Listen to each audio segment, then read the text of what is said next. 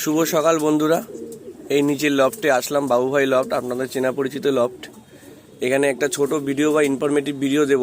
আমাকে এক বন্ধু, একটা ভাই, সাবস্ক্রাইবার হোক, ভাই হোক, বন্ধু হোক, দাদা হোক, একজন কালকে আমাকে কমেন্ট করেছিল যে দাদা আপনি ডিম বাচ্চা করেন, তা কী খাবার দেন বা কী মেডিসিন ইউজ করেন।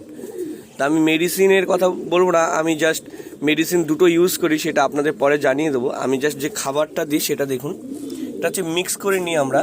এখানে আছে হাটকা আছে, সূর্যমুখী দানা আছে, এই দেখুন মাইলো আছে, তারপর বাজরা আছে, রাগি আছে, ছোলা আছে, তরকার ডাল আছে, তারপর ধান আছে। দেখুন, দেখলে বুঝতে পারবেন। এই খাবারগুলো আমি বিডার পায়রাদেরকে দিই, প্লাস ওড়ান পায়রাদের তো দিই, ঠিক আছে। আর যদিও বা আমি শীতকালে একটা টুর্নামেন্ট খেলার ইচ্ছে আছে, তখন খাবারের চার্ট অন্যরকম করব, তখন আপনাদেরকে সেই ইনফরমেটিভ ভিডিওটা দিয়ে দেবো।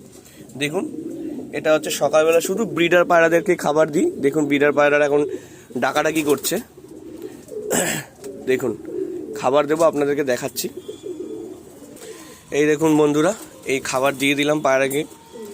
দেখুন, এখন বৃষ্টির সময় খাবারটা একটু আগে ভাগেই দিচ্ছি, কারণ বৃষ্টিতে বেশি একটা উপরে আসা যাওয়া করা যায় না। দেখুন বন্ধুরা,